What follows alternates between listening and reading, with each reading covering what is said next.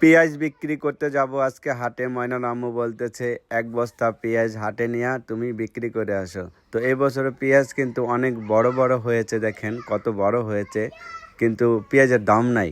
যেই দাম আজকে হাটে বিক্রি করে আপনাদের বলবো যে কত টাকা পেঁয়াজ বিক্রি করলাম, একদম অল্প দামে কিন্তু, ঠিক আছে, মানে খরচের দামও উঠতে চায় না, এরকমটাই পেঁয়াজের বাজার। তো আজকে অবশ্যই কত টাকা পেঁয়াজ বিক্রি করব, এত বড় বড় পেঁয়াজ, এটা সুপসাগর পেঁয়াজ। এটার দাম কিন্তু এমনিতে একটু কম হয়, সাইজে বড় হয়, ঠিক আছে। এই পেঁয়াজটা মানে খেতে বেশি হয়, ফলে বেশি, এই জন্য কিন্তু একটু দাম কম। দাম কম হলেও আমাদেরকে বিক্রি করা লাগবে, কারণ আমাদের টাকা লাগবে, এই কারণে আমাদের পেঁয়াজ বিক্রি করাই লাগবে।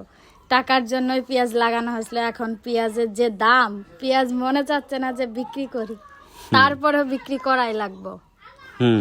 তো এই 1 বস্তার মধ্যে যদি পেঁয়াজ পুরাটা নিলে কিন্তু 70 কেজি পেঁয়াজ হবে। মানে প্রায় 2 মণ পেঁয়াজ হবে 1 বস্তায় নিলে।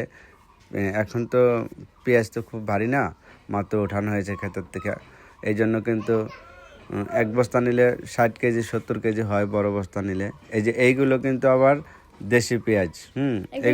এগুলো আবার একটু দাম আছে, কারণ এগুলো সাইজে ছোট হয়, দেশি যে পেঁয়াজটা।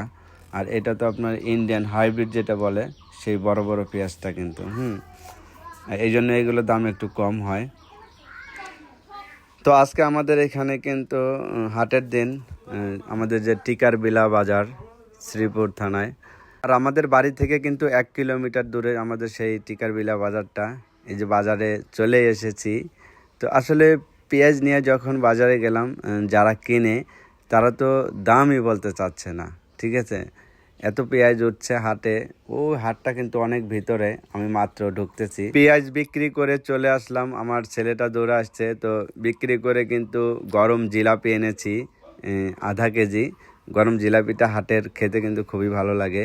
আর পেঁয়াজ আজকে বিক্রি করলাম মাত্র 600 টাকা মণ, 600 টাকা মণ।